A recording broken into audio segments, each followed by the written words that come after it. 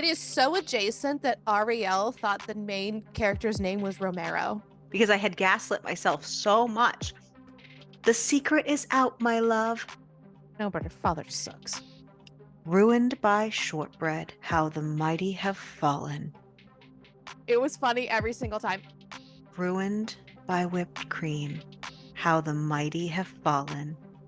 Fucking these conversations, a goddamn treat. Ew, feelings. I honestly can't believe he admitted that. Fuck that bitch.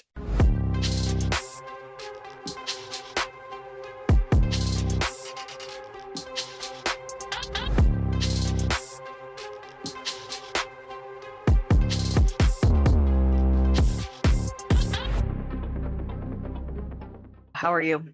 I'm all right. I have a headache. I've had a headache for like 2 days, but it is what it is. You know, this is a really cute cup. That is a really cute cup. It's my I Disney like it. princess cup. Yeah. I know. I just got a cup from the Vine system that keeps my stuff very cold, but I can't get the fucking lid off to save my life every time I need to refill it. I had to interrupt another teacher's class when I tried to use it on Friday because I couldn't get the fucking cap off by myself. And even he had trouble. So that happens with my Stanley occasionally. I can't get the fucking top off, but Yeah. my issue Because is it's like when it's a vacuum screw one. It's like, yeah.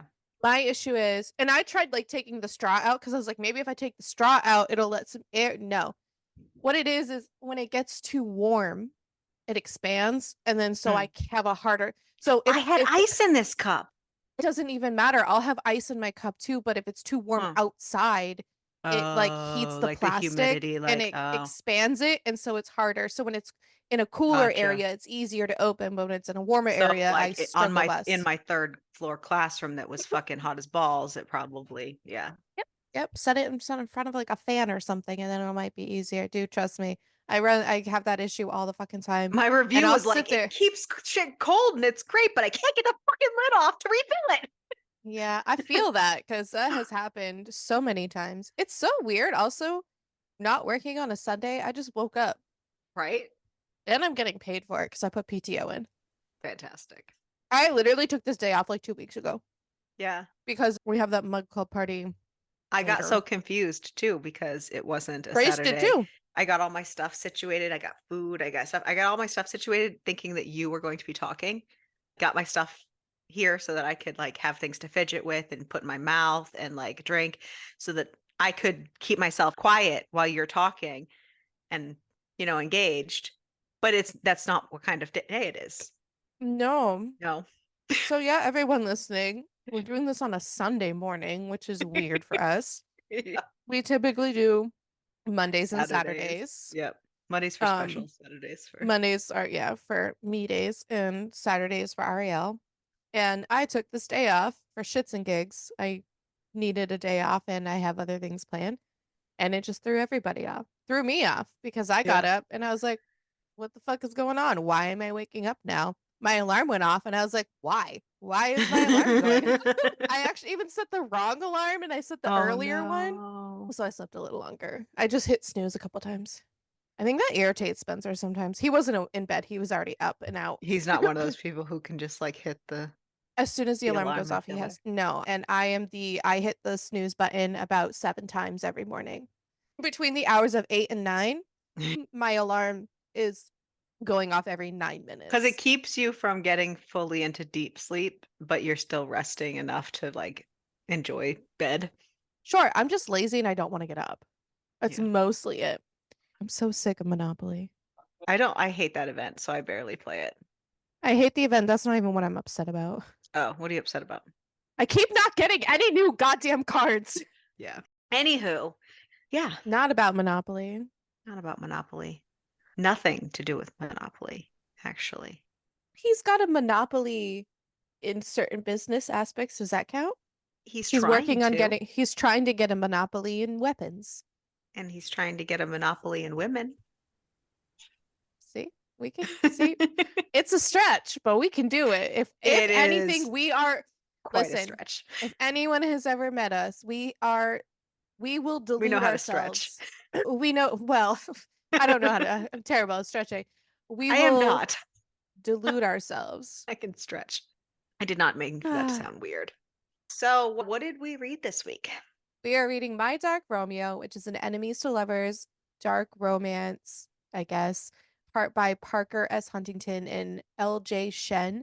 And it is part of the Dark Prince Road, which is like 3 books. But it is also like a kind of retelling, I guess, Yeah, I think it's supposed but to not really. be Romeo and Like a Juliet, Romeo and Juliet. like adjacent. Yeah, which is But fine. And you know what? And right. I love that. I don't like an Yeah. exact retelling. I love No. an adjacent retelling. Yeah. It's so adjacent that if they didn't tell you, then like It you, is which is what great for me. It is so adjacent that Ariel thought the main character's name was Romero. Okay, listen. Listen. I've had that joke lock and loaded. I Probably the read it funniest wrong voice. in the That is first the like two funniest fucking pages. voice note I have ever gotten. And then I just like called him that in my head the whole time. And it wasn't until like, I don't know, several chapters later, I think I had taken a break, like the next day, had gone back to it and then read the name. Girl. And then I was like, wait, that says Romeo. Fuck. And then I didn't believe myself. Like I had gaslit myself so much that I had to like go back through all the chapters to make sure. And I even searched in the Kindle to make sure there was no Romero because I had gaslit myself so much that I actually had read it. I did not. I'm just an idiot. It's Romeo. Romeo, Romeo, wherefore art thou, Romeo? Apparently non-existent in Ariel's world. Hey, now that we have established our MMC is in fact Romeo, we can begin. Our FMC is Dallas, not Juliet. And Dallas is at a debutante party because why not? You Rich white know, people. which rich white people things. Definitely not which white we can't even See, speak you either. can't do it either. Not which white What's the people. best part? You just went to correct me and did the same It's not which white people, it is rich white people because thing. white people be crazy, especially southern white people. I always liked and enjoyed that aspect of like the The past balls and sound fun. The that kind of racism, not stuff. so much. No, absolutely not.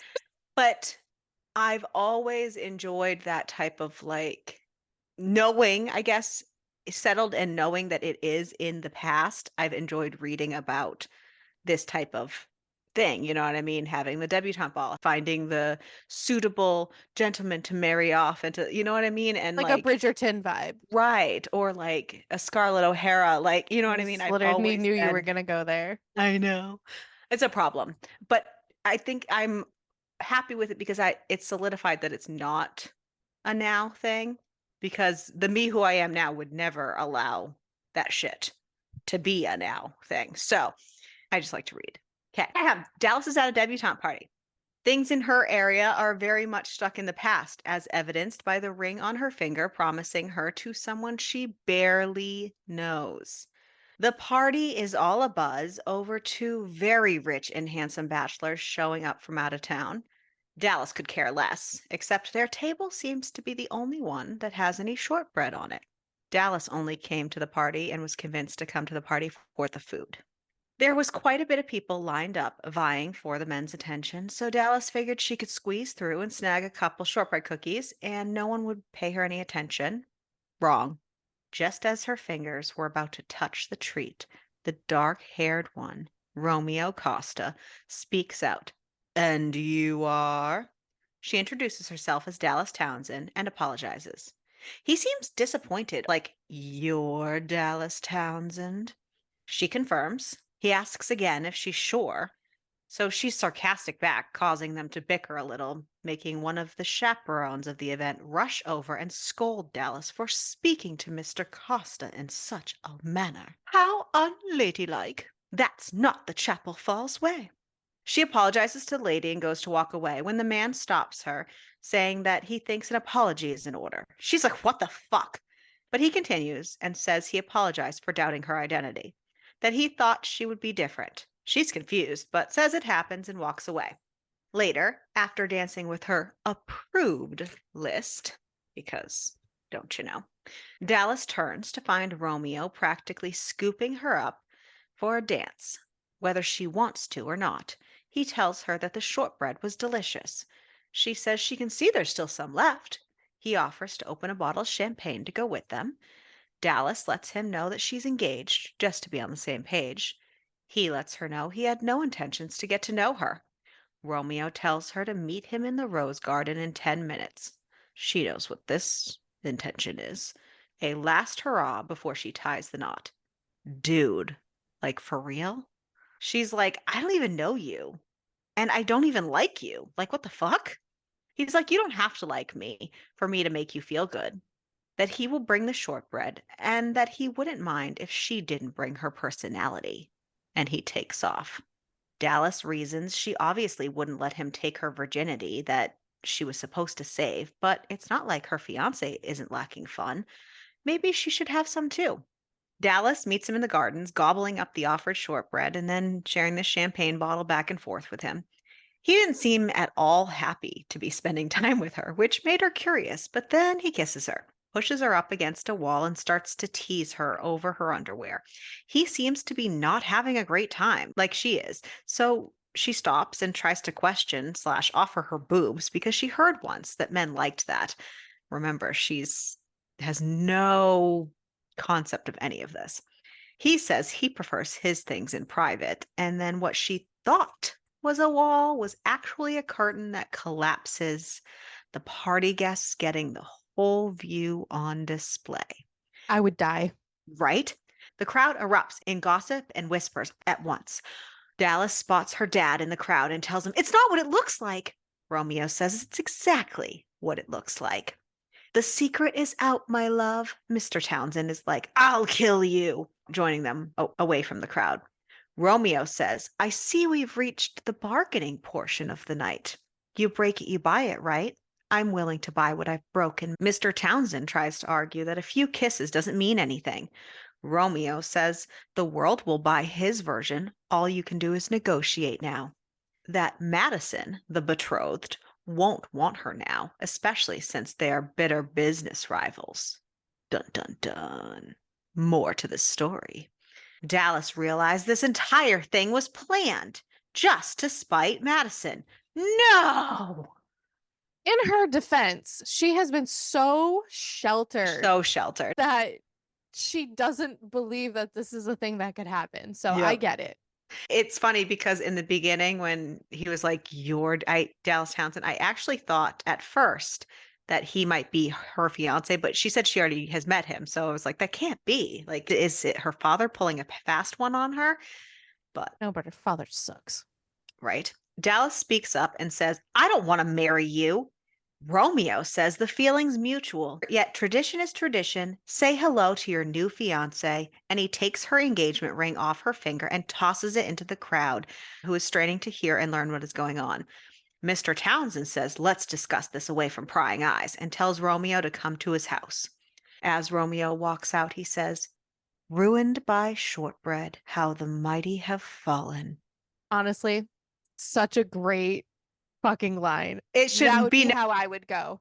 right. It should be noted that I'm going to forget to say this probably, so I'm going to say this now. He refers to her as shortbread from here on out. I just want to put that on the table. Which And is it so never funny. stops being funny to me. So, Never stopped. It literally never stopped being funny. It was funny every single time. And honestly, her love of food never stopped being funny either. we learn that Romeo's family had given him the ultimatum of finding a bride earlier that week if he wanted the CEO position of his family's weapons company. What better bride than stealing one from the rival he despises? His family directly competes with their company. Finalizing the deal with her father was easy, and once wed, he won't have to see her or deal with all that she is. Win, win, win. Romeo is feeling pretty awesome about this whole thing. The next day, Romeo returns to Dallas's house to collect her, where Dallas locks herself in her room. Waiting her out, Romeo wanders around and finds the library where he assumes Dallas spends most of her time based off their brief conversations. Dallas's sister Franklin finds him there holding one of Dallas's favorite series. She tells him he's not allowed to touch that series and then tries to convince him to take her instead and leave Dallas alone. Then, when he says no, she tries this weird attempt at seduction, which he thwarts, exposing her trying to set him up and record the whole thing on her phone. He's like, enough of this, and makes his way to Dallas's room and barges in. She's not crying and hiding. She's not even packing. She's asleep in her bed. He had told her they had to be gone in 2 hours, and he sent her upstairs to pack, and she had locked herself in her room, and she was sleeping the whole time. And, The that's a TV's going common in the theme. background. She's fully in her pajamas, snoring away. He's like Honestly, me. he wakes her and slips a new engagement ring on her finger, telling her their plane leaves in 40 minutes. She says, "Okay, leave and let me pack." He says, "Nope, you had hours. We have to go now." She says, "At least let me get dressed." He says, "Nope, you're fine. You need better time management. You'll have a credit card to buy everything you need." She asks if she can at least take a book for the ride. He says to grab a classic. Your head has enough nonsense. You have 1 minute. So they get into the cab, only to be stopped by Franklin, who shoves a little suitcase through the window that holds her favorite book series because Dallas can't live without them. They board the plane, and Dallas meets Romeo's friends, Zach and Oliver.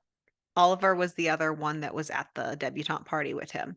I love his friends. Yeah. There's even a Oliver is fucking wild, by the way. I actually can't wait to read the other. Yeah.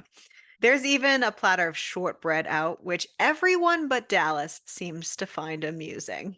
Dallas gets up to explore and says hello to the pilot, who shows her some of the controls and then convinces her to look out his window to see the clouds better, forcing her practically across his lap when Romeo walks in and walks her back by the neck like a dog and has her sit on the floor by his feet to read so he can keep an eye on her. 30 minutes later, he grabs her book and removes the jacket after having seen what was on a page. Seems Dallas put on an Anna Karenina jacket over a book called Zaddy Knows Best. Romeo tells her to stop defying him. I just it's so funny. She says she never asked for any of this. Not him, not even Madison, not anything. He tells her to go back to reading. She says the floor hurts and asks if she can sit in the other seat. It's near the cockpit. He's like, absolutely fucking not. Zach's like, dude. Romeo tells her to sit in his lap then. She does, but then moves around quite a bit, and he's frustrated. And she makes a joke about it being very hard to get comfortable. Oliver says, "I'll marry her if you won't." When the plane lands and the pilot comes out, Romeo lunges at him, throwing him down, stepping between his shoulder blades. He tells him if he touches his fiancée in any way, he will remove his spine. Zach speed dials Romeo's assistant and tells her to call Romeo's lawyer. The pilot says he won't even look at her. Romeo fires him and then lets him go. A car with a driver brings them to Romeo's house, well, mansion. Romeo warns her that for security purposes and his line of work, there are cameras everywhere, just in case she had previously planned to escape. He says, "You're going to be a headache, aren't you?" She says, "You kidnapped me. At the very least, I'll be a deadly brain tumor." He says, "You can have one wish, one thing you can request. No questions asked." She says, "What's the catch?" He says, "You need to promise to behave." Dallas says, "My only wish is for you to die in my arms.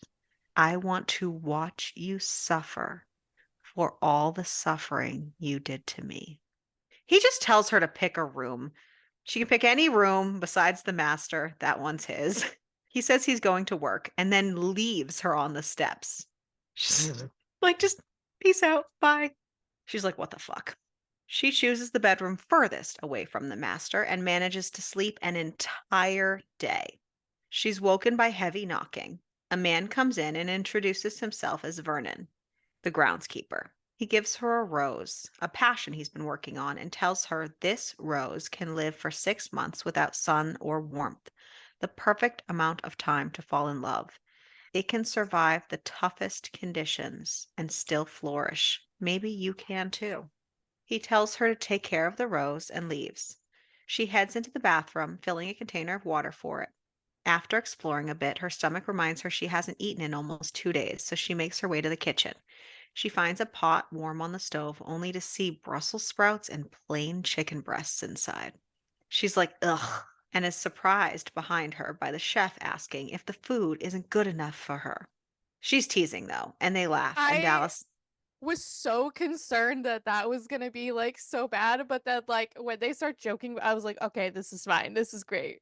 They laugh, and Dallas meets Hetty. Hetty tells her Romeo likes a strict diet. She's not happy about it. I mean, she's a world-class chef, and she's stuck at this house making greens and chicken all day. Plain.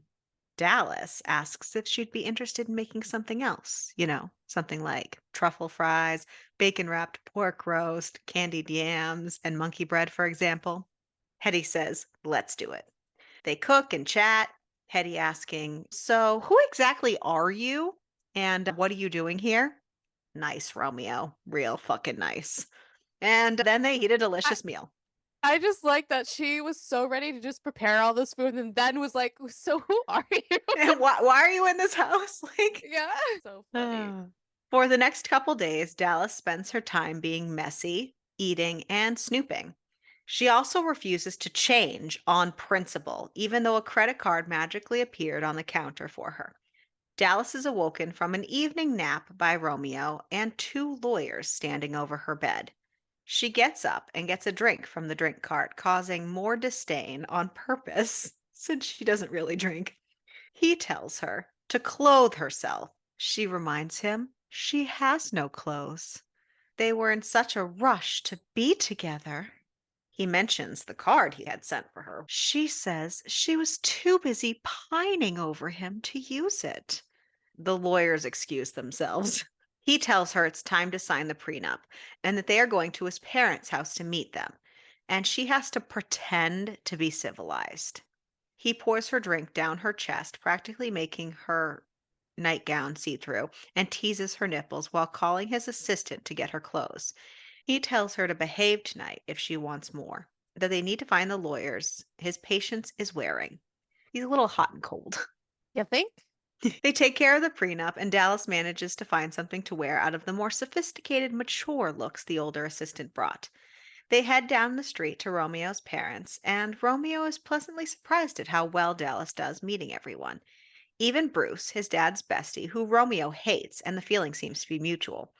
They sit down to dinner, and Bruce is relentless, trying to poke holes in their coupling, and is continuously bringing up the debutante ball and the scandal. Dallas excuses herself for a breather. Romeo finds her in his childhood bedroom, which happens to still practically be a shrine to his ex, Morgan. She asks if he still loves her, though he finds it laughable. Apparently, he has a restraining order against this woman. He thinks it will make their eventual parting easier, so he says yes. Dallas nods. Romeo asks if Madison has her heart. She just gets up and says she would like to leave in 10 minutes. That Bruce, who, by the way, is also trying to get the CEO position instead, is getting on her last nerve. They leave, and as they pull back up to the house, Romeo tells his driver he will need to leave again in an hour to head to the penthouse where he has been sleeping, though Hetty says this isn't normal. Dallas is like, oh, my reward. Yippee. You said oral, and now you want me to blow you after dealing with that all night, with your plans in place already to run away. Yay, me. Let's remember how naive she is. His intention was actually to give her a reward, but her brain automatically went there. She has something up her sleeve, though, and tries to convince him to follow her lead. She convinces him to grab some whipped cream and get on the bed. It should be noted that though he cannot stand her personality at all or herself, he is obsessed with her body and is so drawn to her, like he cannot resist her. And she manages to tease and trick him until she ties his wrists to the bed with laces from her lingerie. Like, oops. Forgot to mention that I was a scout. She takes the whipped cream, sprays it all over his cock, all over his chest, and she says she'll use the credit card after all and go find a hotel for the night and leaves him there. But before she leaves, she says, "Ruined by whipped cream, how the mighty have fallen." Hetty had to rescue Romeo in the morning. That was probably quite a low for him. Romeo then canceled Dallas's credit card, locked her favorite book series in a safe, and rid the kitchen of any and all treats, and then cut the internet and left. It's like, punishment time. 3 weeks later, after not seeing each other once, it was the wedding day. It has been a miserable 3 weeks. The worst for Dallas being the only food allowed in the house: chicken, kale, and oatmeal. At the wedding, her sister tries to get her to make a run for it, even giving her her old engagement ring that she looked for in case she needed to pawn it while she's on the run.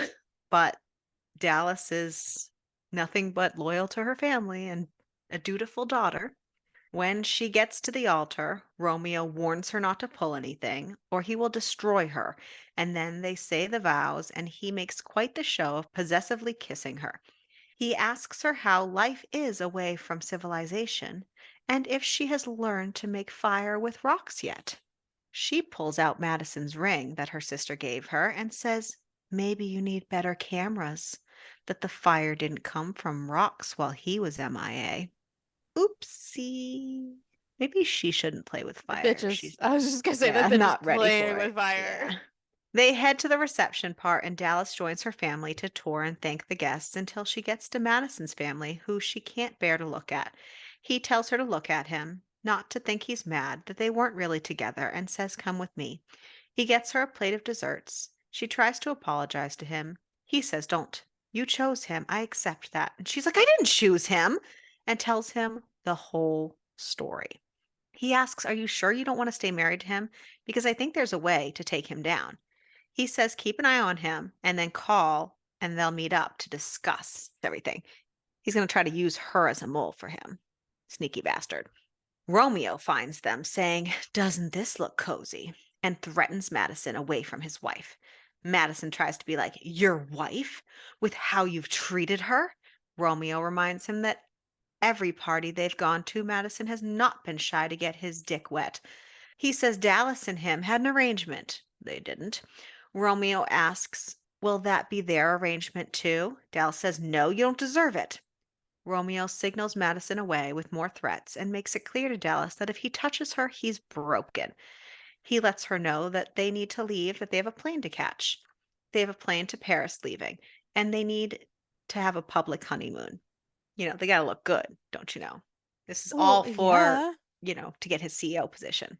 Sporadically throughout the book, there are text chains with Romeo and his friends, Zach and Oliver, and they are utterly delightful. Neither I of them love them so call much. yeah, neither of them call Dallas Dallas. One constantly calls her Denver, the other Delaware, and sometimes they just make up random D cities and names and states. Oliver is constantly offering to bang her, both calling Romeo out constantly. It's a fucking wild time, and I love it. I think my only complaint is I wish it was styled better. Yes, Other than that, absolutely. I had a fucking great time reading it. Yep. Yeah, I know, because there are definitely books where the texting is styled It's much better. clear, like Right. that it's I clear like that it it when was they're in the boxes or the bubbles. bubbles. Yeah. Yeah, samesies. Other than that, fucking these conversations, a goddamn treat.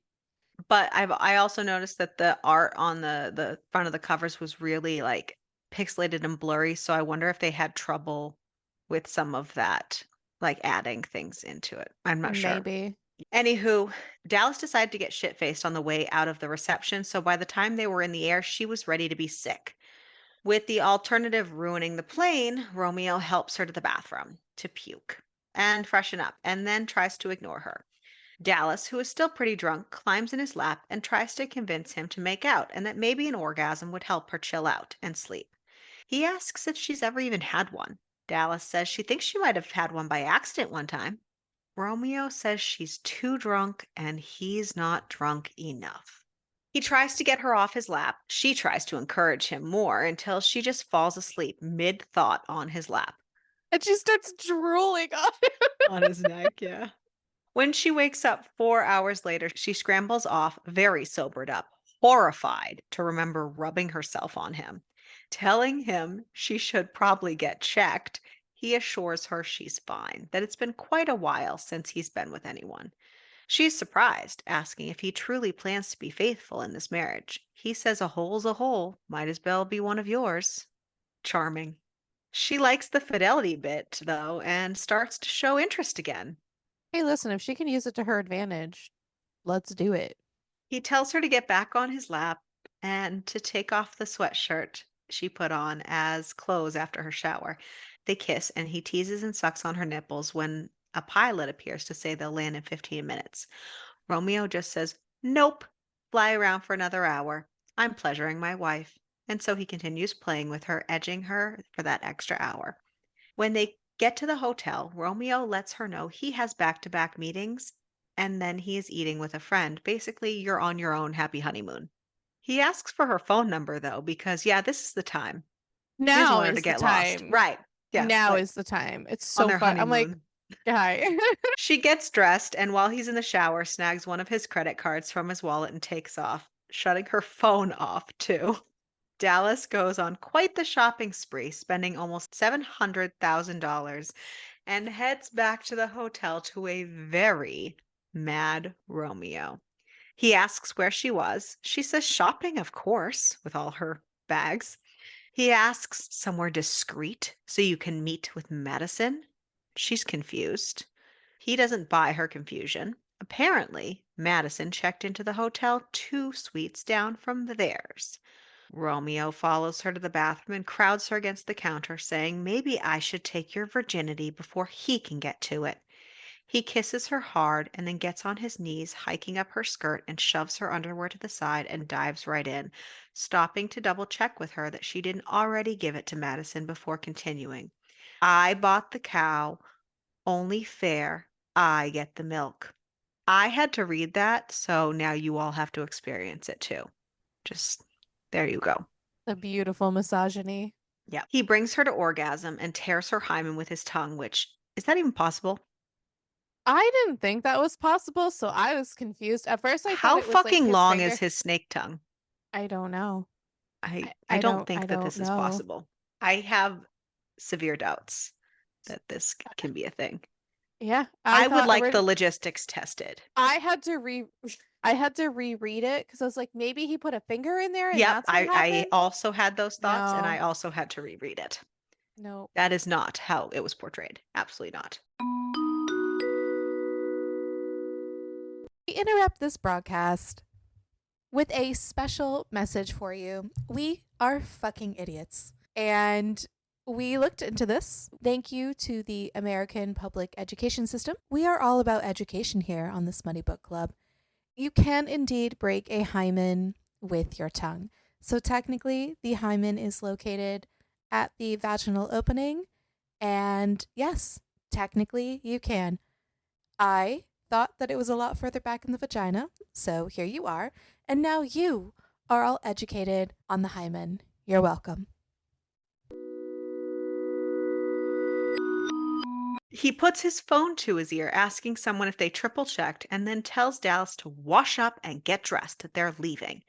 Dallas, suddenly angry, asks if he had her followed. He ignores her while getting his wallet and keycard. She chucks her hairbrush at him, yelling, "Answer me."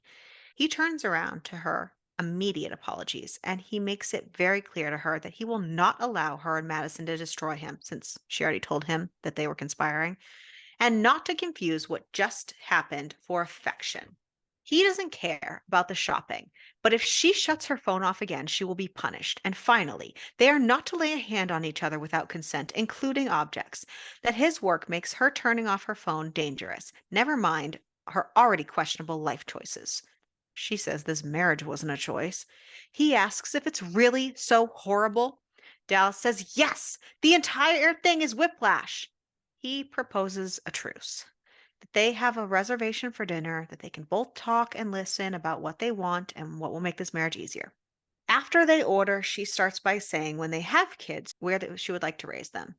The only reason she was ever okay with allowing her family to arrange her marriage is the only thing she ever wanted was to be a mom. Like she didn't even make it through college. She has no like aspirations. Like that's why she was okay with being her father's like basically pawn because she just wanted to find someone that she could just live out her dream to be a mom. Romeo stops her about the location of raising to say they won't be having kids. She says, I want kids. He says, good luck with only oral because that's all the sexual encounters you will be having. I don't want children, so we won't have sex. She's confused. Why are you trying to make sure your company stays in your family's hands if you don't want kids?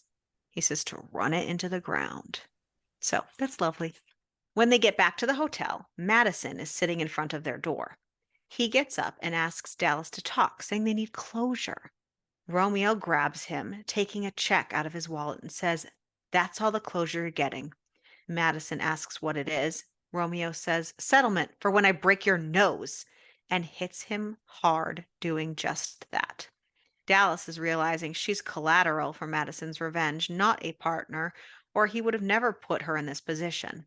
They head inside with Romeo, telling Madison to clean himself up. Inside the room, Dallas refocuses on her plan to slowly convince Romeo to have sex with her and then a baby. She hints around at wanting him to teach her things, at wanting to feel him inside her. Romeo says he needs to stretch her and then he can take her ass soon. She's like, what the fuck? But doesn't show it, trying to be as agreeable as possible for her plan. He has her get on the bed and get ready, but it is clear she doesn't want it. Her body is tense and shaking, and he just scoops her up and holds her for a minute, saying there's other stuff they can do. She says she's just sad because if he will never have sex with her, she will never have it ever. He tells her to go to sleep, that he'll be back, and walks out the door. She's quite the little manipulator. She really, really is. For someone who is so sheltered, I just this bitch is playing the long game Oh, here. yeah. And When he returns from his breather slash mini meltdown, he wakes Dallas up by going down on her, and then he keeps their underwear on and penetrates her as much as he can with the fabric covering them both, and then he pulls out and finishes on her. She's basically like, "This was the best thing ever."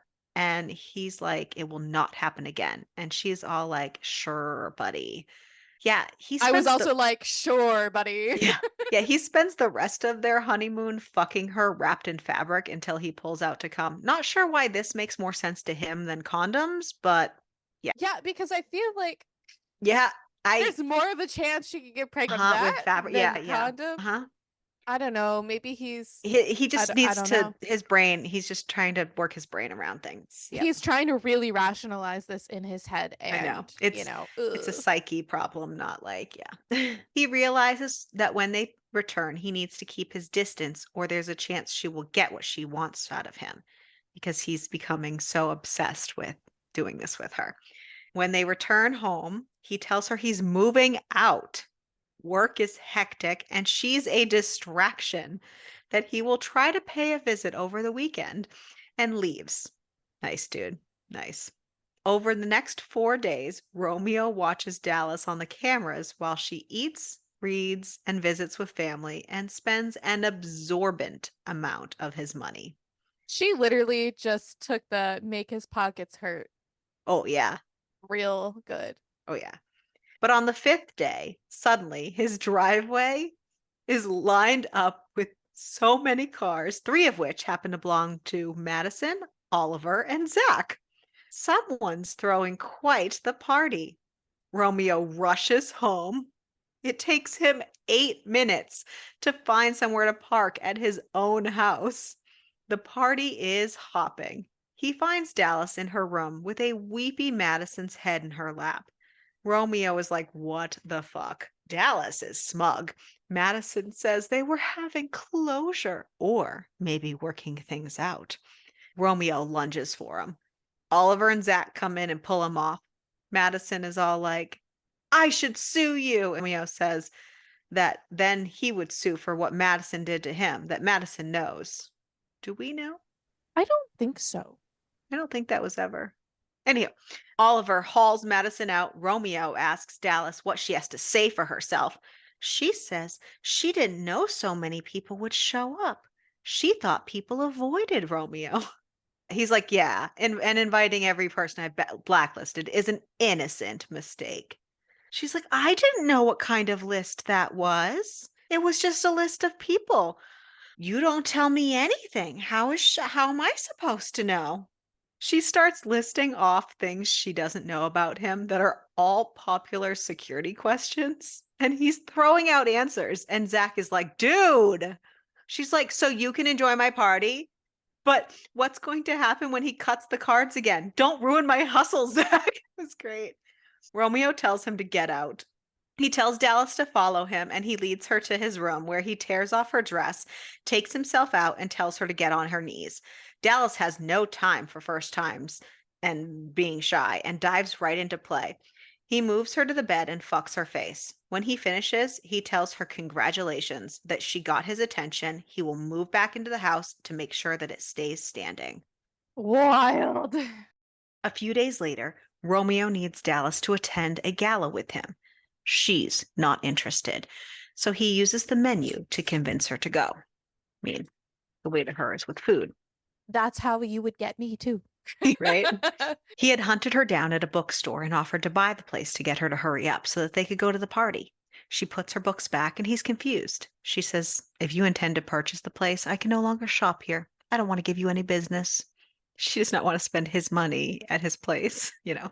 He gets his way, they go, she eats, and they go back to mostly avoiding each other. We finally learn how Romeo and Morgan's relationship ended. He walked in on her and Daddy Dearest together. Bro, I originally so thought that it was gonna be what's his face? My brain forgot his name. And Madison. gotcha. I didn't know that's where that was going. Holy balls. No wonder he wants to burn his father's beloved company to the ground and not give him any heirs. As Dallas continued burning through money, a lot of her spending was massive donations to SIDS charities and research. One day, she passionately approaches Romeo asking for help to form a political lobbying group for infant product safety. He says no. His company has a strict policy not to engage in politics beyond defense lobbying. Dallas pleads with him and explains that when she was little, her and Frankie had another sister, who Dallas found in her crib at 4 months old, blue and no longer breathing. Rome, Bro, so fucking sad. Jesus Christ. I know, even Romeo's little tiny Grinch heartstrings pulled. But Romeo says she can donate and spend money in however will help, but no lobbying. Dallas thought she would try to get back at him a few days later by staging an awkward lunch with Madison at the restaurant across the street from Romeo's office. Romeo let them sit and fester and be bored for quite a while before going over in all smiles in front of the paparazzi to call her bluff. He says, who is he to stand in the way of true love? He will divorce Dallas so she can marry Madison. Both Dallas and Madison have to admit that that is absolutely not what they want. Romeo says, then you need to leave to Madison, as he spent the hour they were staring at each other over the table buying the restaurant and every other restaurant on the street. Madison stomps out. Romeo turns to Dallas and says, feel free to enjoy dessert, and also walks out. She follows him, though. He tells her she has two options. She can be tucked away in his Hamptons house, far away, so she stops inflicting damage on his life. The bad press around all of everything is causing his stocks and shit to tank. Or he will grant her a divorce that she obviously wants, and she can return home to a scandal. She asks if she can think about it on the way home. When they arrive, Vernon and Hetty are both at the door asking if she pissed him off enough and if they will soon have a little munchkin running around. Romeo, realizing his staff is firmly not on Team Romeo, tells them to get the fuck out if they want to keep their jobs, and tells Dallas she has 30 more minutes while he makes calls to think, and then she needs to give him an answer. When he goes to find her, she has all of her belongings packed having already called his driver. She says she chooses to go back to Chapel Falls. She would rather marry a divorcee with kids than have no kids. He says he'll call his lawyer to get the paperwork started, or maybe an annulment is better, knowing that that's a worse scandal for her in her town. She says she doesn't care. Anything is better than living where she constantly is monitored and refused the only thing she wants out of life, a baby. She says, "You don't need to be here. The car's on its way." And he goes to leave. But she calls to him and says, "How about one last time for the road?" and hikes up her dress, showing she's not wearing any underwear. So manipulative. So manipulative. He goes to her and she stops him and says, "Not so fast. It's all or nothing." And so he chooses all, unzips his pants, and slams home, losing himself in her entirely, finishing inside her. When his brain clears, he realizes he fully went to town on her with no consideration. She stops his apologies and says, "You will stop having me followed and monitoring me through the cameras. This should be a home, not a prison. Tell me you understand, or I'm moving out and giving the divorce you seem to want." He says that's acceptable. Dallas tells him she wants to have a baby. He says he doesn't. He says, "I'll give you freedom if you give me time to think about the baby," but he's not really meaning it. He's just, placating. She says she'll stay away from Madison. Checkmate. She played to win. Dallas is left to her own devices seemingly freely by day, and by evenings, Romeo meets her in her room to get frisky. They don't have sex again, but still enjoy themselves. One day, while amusing herself in the kitchen with Hetty pretending to have some sort of chocolate game show, Dallas's father arrives. She hasn't taken any of his calls. Gee, so surprising, since he practically sold her to the highest bidder and allowed Romeo to take her from the house in only her nightdress. She tells him just that, and that he never allowed her a voice, and that she had to find it in the gilded cage he sent her to. He says he thought Romeo would be good, asking if it's really that bad. Just then, Romeo walks in, asking Mr. Townsend if he has an invitation to be there. He starts to say he doesn't need one to see his daughter, but Romeo says Dallas is his wife, and she currently doesn't wish to speak to him and to leave. He threatens him if he tries without permission again and gets rid of him. Dallas looks at him in awe, and Romeo's rattled by her stare and says he's going to the gym. Dallas asks if he'll come to her room after, to which he asks why. She realizes her clingy mistake, but answers, "Maybe I missed you." He makes it clear that though they are no longer enemies, that they will never be lovers, and leaves. And to add insult to injury, when she goes to clean herself up, she finds that she started her period early. She was really hoping that that one time was her chance. When he does come to her room later, she tells him to get out. He asks what's the matter with her, that she's been acting strange all day. She tells him about her period and tells him to leave. He asks if he'll be invited back in the near future. She says, "Only if you want to have sex like a married couple without a condom." He quietly leaves. 5 days later, Dallas sheds the hopelessness and wakes with a renewed will to try this game again. She is up extra early and joins Romeo for breakfast, requesting that he entertain her today by letting her go to work with him. She reminds him that he knows what can happen when she gets bored. There's an arts demo happening there today, and she needs to be ready and dressed for safety for noontime. And he will send the car. And that if she behaves while they're there, they can go for a late lunch after. While apparently she felt the need to test his dress code, wearing the opposite of what he suggested, a very barely there tight dress and very high heels. Romeo is not happy. He calls her out for intentionally dressing like a slut, and if that's what she wants, that's how he will treat her. She's wounded by his words. Even when they hated each other, he treated her with respect. "Well, your behavior wasn't very respectful, honey, was it? Like, this is his job.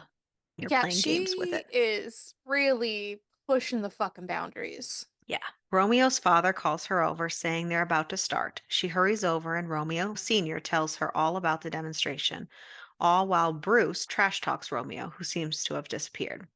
Senior's hand slipped and touched Dallas's ass, but she thought it was an accident. And then the demo failed because the driver said he was too distracted by Dallas. Senior's like, "Where's my son?" Kara, Romeo's assistant, said he had to take a call and remind Senior that Romeo warned him not to use that driver because he was too inexperienced. Someone comes over and says they need more help to get the Humvee out of the ditch, and they called it in. Senior grabs Dallas by the waist, calling her a troublemaker, and then compares her body to Morgan's, and it all clicks for Dallas. Romeo appears with a jacket and says to his father to remove his hands before he breaks them, and then puts the coat over Dallas. She tries to apologize to Romeo, but he tells her he isn't interested and asks Kara to bring Dallas home. Yeah, girl done fucked up. Later at home, Romeo tries to get Dallas to open her locked bedroom door. He's being demanding, she's being petulant and stubborn. This combo does not make the door open. She wants him to apologize for calling her a slut. He already planned to do so, so he easily does.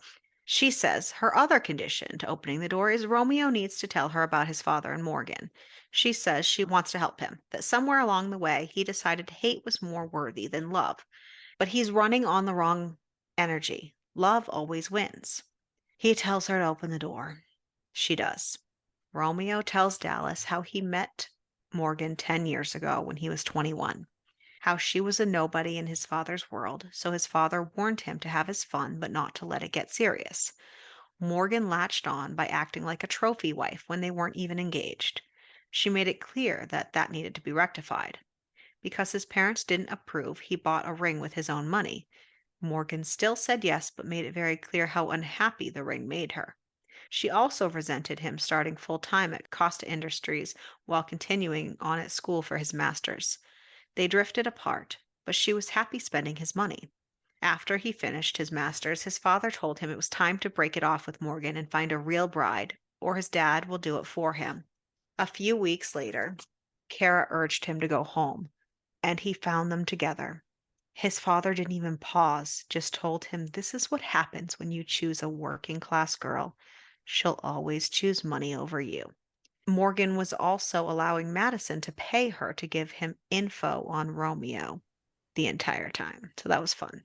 Romeo vowed not to let his line and all of this bullshit continue and to give his father what he wants and have successors. Romeo says, "Now you know. This is why." He says, "I will never love you, Dallas Costa, and for that I am truly sorry." A week later, Romeo has a dinner with a prospective DoD contract, and the man wanted to invite the wives, so Dallas has to attend. When they get there, the other couple has also brought their toddler. Their sitter bailed. Dallas is overjoyed. Romeo is transfixed by Dallas and makes a plan to reward her for keeping the other's attention so he can do business. Suddenly, the restaurant doors bust open and four masked, armed men come in. Apparently, there have been a series of robberies going around. One of the men demands everyone put their phones on the floor and hands in the air. Then they start going around to each table collecting jewelry and cash. At their table, they hand over everything except the robber notices Dallas didn't give up her earrings. Dallas says, "Shoot me if you have to, they were my grandmother's." The other robbers are saying, "Let's go, time to get out of here." But the guy is staying firm that she needs to hand them over. The other robbers take off, and this guy points his gun at Dallas, and Romeo pops up and pushes the guy back, grabbing hold of the gun. Romeo takes his other hand and grabs the guy's throat, squeezing so hard his eyes bulge. Romeo says, "Play stupid games, win stupid prizes. Nobody threatens my wife and lives to tell the tale." Okay. The guy collapses to the floor. Dallas is freaking out, asking Romeo if he's okay, that they called an ambulance. He's confused until he realizes somehow he got shot in his left arm. The cops arrive and then the ambulance. Luckily, his arm was just grazed and just needs stitches. He insists on going home and doing it himself. They head back, and Romeo grabs the first aid kit, and Dallas drops to her knees and goes down on him while he starts on his stitches. She reminds him he said he would fuck her if she was good. He said he told her that he would do that when she was on her period. She says she doesn't remember that part. She brings him right to the edge, and then he stops her, asking if she wants him to fuck her, to knock her up. He's wondering how much blood he really lost because he's starting to think a little crazy. He grabs her and pulls her down on top of him, letting her fuck him until he grows impatient and then he flips her over onto all fours, stitches forgotten. He's bleeding all over her, all over the place, and he goes to town until he comes inside of her, triggering her own release. Romeo decides having sex with his wife and knocking her up might not be so bad after all, after the whole near death experience and watching her with the kid and blah, blah, blah. I was a little bit whiplashy with this moment, but I guess the blood loss, the near death experience, seeing her with the kid, it was just like a culminating. I get it. Still though, damn. Yeah, I was like, Well, what to a be okay. turnaround. So I guess to be fair, she has been like really slowly working on breaking his Yes. ass down, and Yes. he's definitely like it's been shown throughout the book like the effect that she has on him because And like she is so he's losing manipulative. he's losing his temper more. Like she is really so like it was about time he was gonna have his downfall about this child thing. Yeah. Yeah. But yeah, she is a manipulative little thing. Hmm. In the next few weeks, Dallas realized more and more how much she actually cares for her husband and wants the real thing, and that she might actually love him, Ew, feelings. right? While Romeo tries to see how long he can resist her at a time because ew feelings, and he's trying to like, no, I don't need her. I can go long without her. I can manage. I can go. And he manages to avoid her for several days straight. But when he finds her, she's super sick. She tells him to go away, that he hasn't cared to check on her. Why would he now? Romeo calls Kara to arrange Dallas's mother and sister to come, and then heads to grab water, tea, and medicine. Hetty didn't even realize that she was bedbound. She thought Dallas was out waiting in line for the release of the last book in her favorite series that Dallas has been waiting for. When Romeo realizes this, he asks Hetty to stay with her until her family arrives and then heads out to join the line and stand all night in the snow until the store opens, texting Hetty every 7 minutes for check ins. Finally, the store opens and he leaves prize in hand and heads back to the house like a giddy schoolboy and heads up to her room after hearing from Hetty that her fever broke. He goes to knock, but is stopped by hearing Dallas tell Franklin that she still detests Romeo and that she sleeps with him because he keeps her in this prison, so she might as well get something out of it, a baby. He hates children, so the sooner she gets pregnant, the sooner she can return home. Romeo feels gutted, betrayed. He goes to stay at Zach's. It's Christmas time and he's with his family. Dallas's mother emails a few days later on Christmas Eve telling him Dallas's fever won't go away. It keeps returning, and she has developed pneumonia, asking if he planned to visit his sick wife. He responds saying he's too busy drinking himself to death after Dallas made it clear their relationship was completely fake and she was just trying to escape him. He would be there as soon as being nothing but money and sperm stings less, which I honestly can't Fair believe he fucking actually, point. yeah, and I honestly can't believe he admitted that and said that. Well, he was probably really drunk. Yeah. I was like, And really?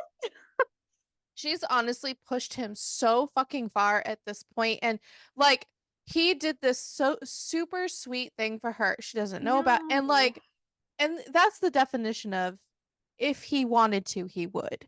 And Yeah. like, he really was trying. I would react the exact same fucking way. Fuck that bitch. Absolutely. And not fuck that bitch, but you know. Right.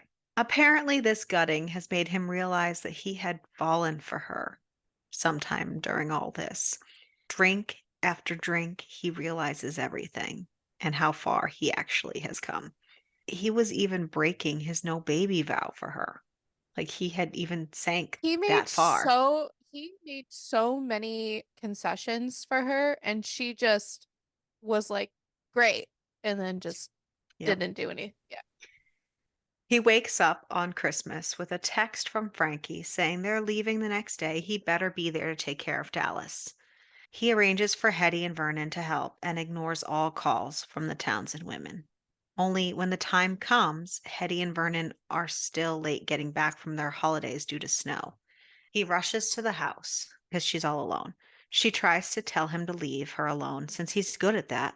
He draws her a bath and makes her tea and toast and puts her into the bath and washes her. So like she treated him like that and he's still doing all of this like and feeling like this. So just yeah. When she's done, he takes her out, gets undressed so she can be against his skin and just holds her until she falls asleep sweating out the fever. Dallas wakes up feeling so much better, as if her body waited for Romeo's return. He's still draped, half naked next to her, and she wriggles her butt at him. He tells her no and gets up. She pouts, asking if he no longer wants her. Like, dude. Bitch, Right. what? Yeah. He's he says he can't afford her. He says all she wants is to get knocked up so she can return to Chapel Falls. All he wants is her. She's a weakness. She says that's not what she wants. He tells her to stop lying and says he heard her and Frankie. She explains she lied to Frankie. Frankie was upset and wouldn't understand, and it was stupid. He says he has no reason to trust her. She says she's asking him to. That should be enough. That she won't give him up. He kisses her and tugs her out the door, telling her she's moving into his room. When she wakes up the next morning, she sees the bookstore bag in his trash can and sees the book, realizing what he did and then what happened. You should feel like scum, lady. I don't think you feel bad enough. Feel like shit. Come on. Yes, I don't God. think you feel bad enough. I don't think you groveled enough. They fall into a routine, but Dallas realizes nothing has changed much in spending time together except for the sex. She calls him out on it, and it seems he legit has no clue how to do this or that that was even a thing. Any other relationship he's had, which was basically just Morgan, like it was just kind of transactional. And he didn't do that. She asks him for a date and she takes him to the library and to the lake to read and relax with him. But each stop, he tries to get her to go get something to eat because they've been out all day and he's hungry. And by the time they're done at the lake, he's so hungry, he tells her they need to get something now. By the time they get to a place, the place is out of what he wants and he just snaps. Total fucking meltdown. She leads him out of the place and out of the restaurant and to the nearest drive-through and demands that he spills. This was a wild fucking turn of events, I just want to preface. Seems his obsession with eating chicken and greens every 4 hours is a trauma response. When he was little, his mom was too caught up in his father's affairs, so they sent him to spend some time living with his aunt. But his aunt preferred men, drugs, and partying and left him alone with no food for days on end, until one day her most recent dude took him to a place and put him in a cage and said if he wins the fight, he can eat. Very confused and scared, he did not win against the orphaned boy put against him, nor did he win the next four either. After that, he snapped and won and finally got a meal. Going forward, the guy took him every weekend, and that went on for 4 more months until the aunt and the dude broke up. After that, he only had gum he found at his aunt's to tide him over until she remembered to bring food, barely. At the end of the school year, his father came and she was homeschooling him, so it wasn't even like he had the reprieve of school. At the end of the school year, his father came to check on him and was pissed and took him back. Dallas vows to be a good mom to their children always. It was interesting that that was your first, but okay. I know, right? That's your first thought after all of that information is Right. I'll be a good mom. That's Great. What does what? that have to do with him? His trauma. Okay. They get back to routine, just with better communication as the days go by. One day, Dallas is turning on the TV and she sees a news report of Madison getting arrested for fraud. She's worried because Madison is one to strike hard when backed into a corner. Romeo assures her that they will be safe. Romeo is because Romeo has been creating all these issues for his company. So he's I kind love of, it so much. yeah. So great. Romeo is at the annual shareholders meeting for Costa Industries, where his father is announcing his retirement and CEO successor. Romeo gets a message from Kara that Madison is out on bail and headed in the direction of his house. Romeo alerts his security and gets up to leave. His father's like, "What the fuck?" Romeo explains the situation, and his dad's like, "Let security handle it. This meeting is important." Romeo heads for the door, and his dad says to sit back down or he won't step foot in the room again, never mind make CEO. Romeo leaves. He gets into his car and tells his driver to get him home fast. The driver nods and hands him a bottle of water. Romeo starts to drink as he texts Zach and asks him to try to track Madison. Romeo starts shaking and feeling nauseous, having trouble breathing, and having his vision go blurry. Madison must have gotten to the driver. Romeo types out poisoned to his group chat. They reply with an ambulance will meet him at his house. Romeo makes it home, stumbling up the stairs to find Dallas. She calls 911 too. He's slurring his words, trying to get her to listen to him. He needs to tell her he loves her. He doesn't want to die without her knowing. The siren came as Dallas starts to cry for the first time since she can remember. Her wish from the beginning haunting her soul as he's laying in her arms. The paramedics take a very still, seemingly not breathing Romeo, and Oliver and Zach come in and grab Dallas. Oliver offers to drive her to the hospital while Zach plans to find the driver and liaise with the police. After 4 days of being in a coma, Senior and a lawyer show up to the hospital. Dallas is like, "What the fuck?" The lawyer says, obviously, the hope is recovery, but he is there to let her know Romeo's wishes in case there's a turn for the worse. He says there isn't a prenup, but there is a will. Dallas is confused. She signed the prenup. The lawyer tells her many weeks ago Romeo came in and had the prenup shredded and changed his will, leaving all to Dallas. She asks exactly when this was, and then she hears it. Shortbread. Romeo is awake. Romeo tells everyone else to leave. Dallas asks Romeo when he changed the will, because that's what you ask your husband when he comes out of a coma first. That's what you're worried about right now? Duh, that has to be the first question, obviously. He tells her the day after she threw the house party. Then we have an epilogue, which is 6 months later. The driver, Jared, and Madison are in prison. But I want to know where Kara got word that Madison was on his way. Like, was she in on it? Was she involved? Or who told her that information? Was it Jared? Like, you know what I mean? Magic. Yeah, I don't know. Because Kara's still with him, so clearly they don't think she's, I don't know. After Romeo was fired, Kara left with him. See, she's still with him. So, like, I want to know. And turns out he's better at selling stocks and happier. They just spent 3 months on a global food tour while Romeo had their house remodeled and made it into basically a library inside, which is Dallas's dream. And then we fast forward to a year later, and Dallas is pregnant, and Senior died. And that was My Dark Romeo. That it was. That it was. I'm glad he died. Not soon enough. No, definitely not soon enough. Soon enough. Ugh. Who was your favorite character? I loved Oliver an Hmm. aggressive amount. Yeah. I liked his I friends. I think the other books are about his friends, so I do want to read the other books. I'll take a look. I'm assuming, but I would I assume so too, also but very much enjoyed Hetty. yes, she was great. Yeah. Who was your least favorite character? Her dad. Yeah, the parents sucked in this one. But I actually very much did not enjoy Dallas.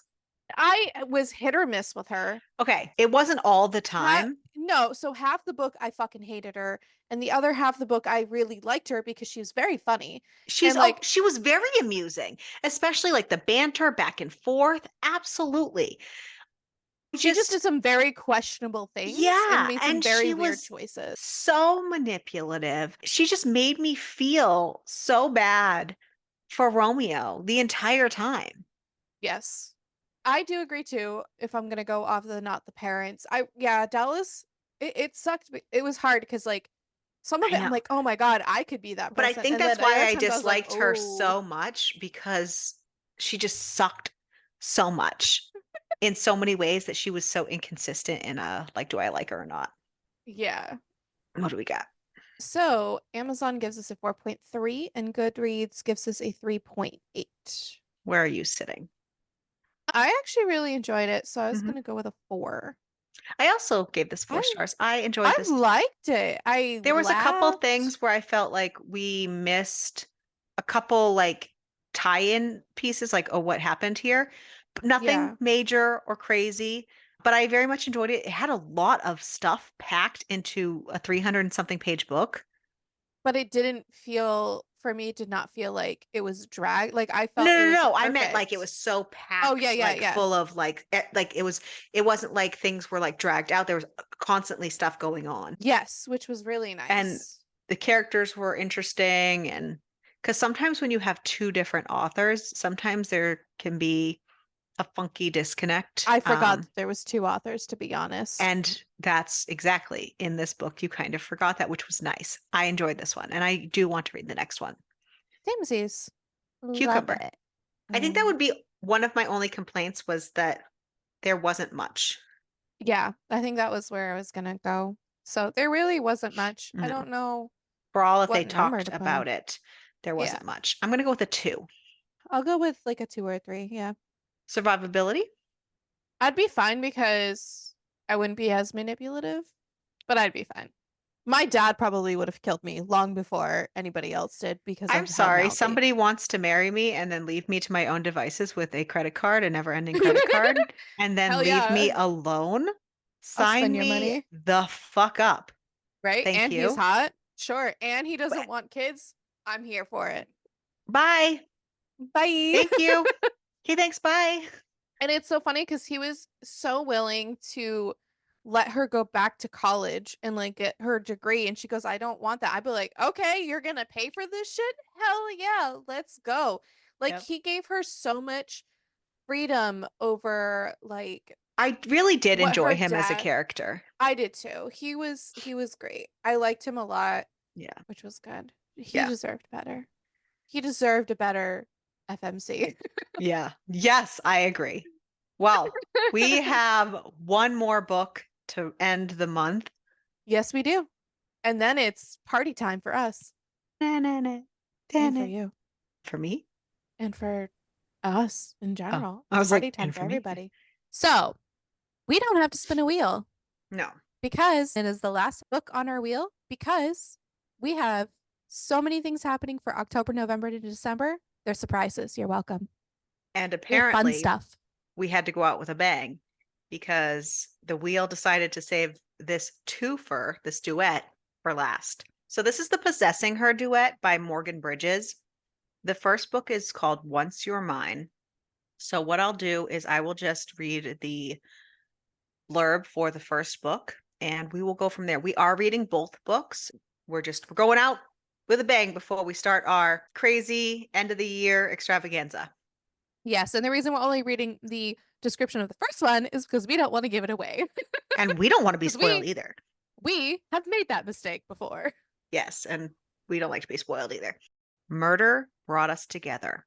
Only death can keep us apart. Dun dun dun.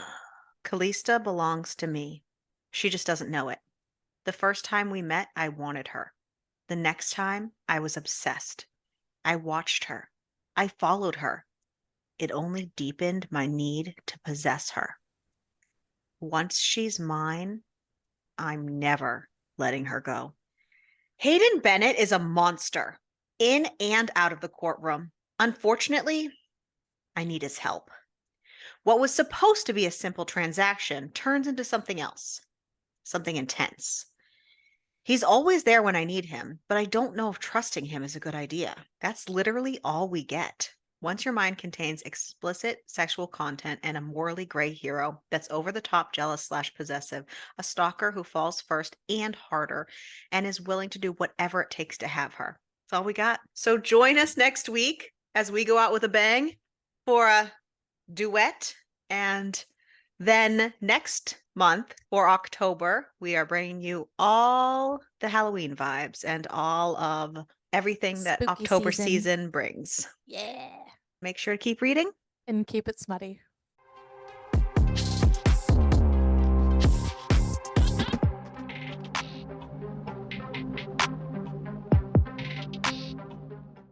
Oh, fuck. Oh, fuck.